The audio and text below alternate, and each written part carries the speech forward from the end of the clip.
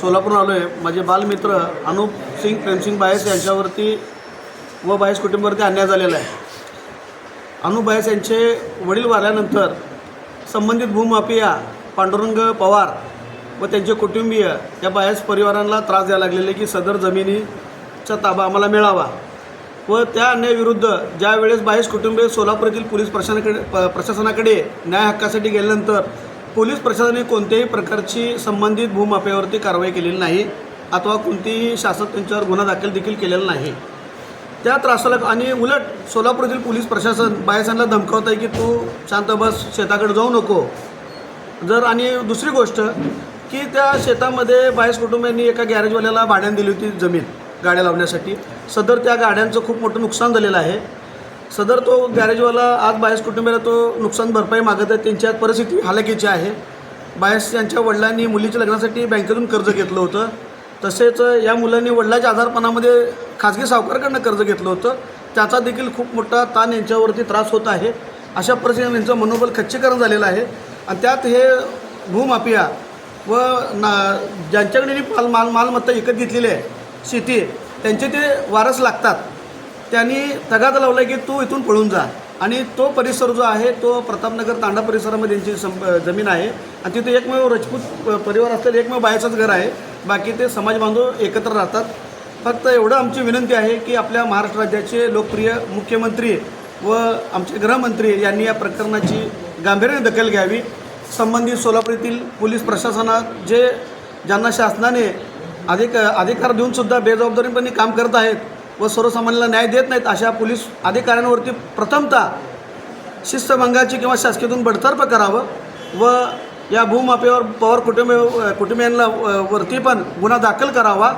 अन्यथा जर कोणतीही दखल न घेतल्यास येत्या 12 तारखेला बायस कुटुंबीय सामूहिकपणे आत्मदहन मलबारी हिल येथील वर्षा बंगल्यासमोर करणार आहेत. आणि बायस कुटुंबियांची ठाम आणि प्रामाणिक मागणी आमच्या मरणोत्तर सदर आमची जी संपत्ती आहे हे महाराष्ट्र शासन दरबारी जमा करण्यात यावी.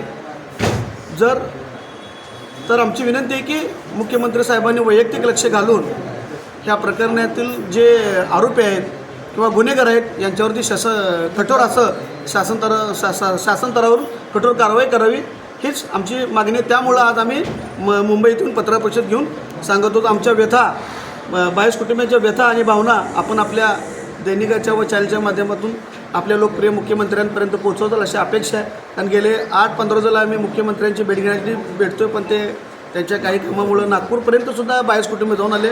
त्यांची कुठेही भेट झालेली नाही किंवा बोलणं झालेलं नाही. तर आपल्या माध्यमातून यांचा आवाज तुम्ही पोचवाल अशी अपेक्षा करतो व माझे 2 शब्द थांबवतो.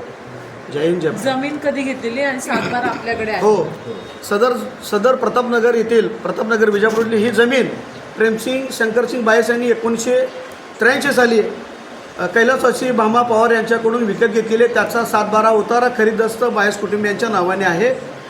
त्या उतार्यावरती प्रेमसिंग बायस आज ते आपल्या हयातीत नाहीत. आमचे काका व त्यांचे मोठे बंधू अमोल बायस यांच्या नावाने तो सदरचा 7/12 उतारा आहे आणि कब्जा देखील यांच्याकडेच आहे. पण आता वडील एक्सपायर झाल्यापासून सदर त्या जमिनीकडे ते भूमाफिया येऊ देत नाहीत. आले की धोंडे मारतात, दगड मारतात, हत्यारे घेऊन अंगावर येतात. सदर प्रकरणाचे व्हिडिओ वगैरे यांनी पोलीस प्रशासनाकडे जाऊन बायस कुटुंबियांनी भेटून सांगितलेलं आहे. CP साहेबांना, पोलीस उपायुक्त विजय कबाडे साहेब व विजापूर नगरचे वरिष्ठ पोलीस निरीक्षक दादासाहेब गायकवाड त्यांनी देखील हे प्रकरणाकडे गांभीर्याने न पाहता दुर्लक्ष केलेलं आहे. यामध्ये त्यांचा हेतू काय आहे ते त्यांना आणि आपल्या परमेश्वरालाच माहीत आहे. फक्त आमचं एवढंच माहिती आहे की मागणी आहे की सदर बायस कुटुंबीला न्याय मिळावा हीच आमची अपेक्षा आहे. आणि राहिला विषय आमचं देवेंद्र फडणवीस साहेब, भाऊ म्हणलं तर आमच्या आईचे भाऊ म्हणजे आमच्या मामा आहेत. आमची त्यांच्या प्रतिमा मलिन करणं किंवा त्यांच्या शासनाला नावं ठेवणं आमचा हेतू बिलकुल नाही. आम्ही भारतीय जनता पार्टीचेच कार्यकर्ते आहोत. ठामपणे सांगतो, आमचा हेतू त्यांची प्रतिमा मलिन करणं नाही. फक्त आम्हाला न्याय मिळावा आणि त्यांच्याकडे घरं कथा आहे म्हणून आम्हाला हे भाग पडलेलं आहे. जरी दुसऱ्या मंत्र्यांना असला तर आम्ही निश्चित बोललो असतो, पण देवेंद्र फडणवीस साहेबांसारखा मुख्यमंत्री मिळणं आम्हाला भाग्य आहे. तर आम्हाला एवढे की आम्हाला निश्चित न्याय मिळेल अशी अपेक्षा व्यक्त करतो आणि आपण आपल्या माध्यमातून या व्यथा आणि भावना पोहोचवल्या अपेक्षा आहे. जय हिंद, जय महाराष्ट्र, जय भारत.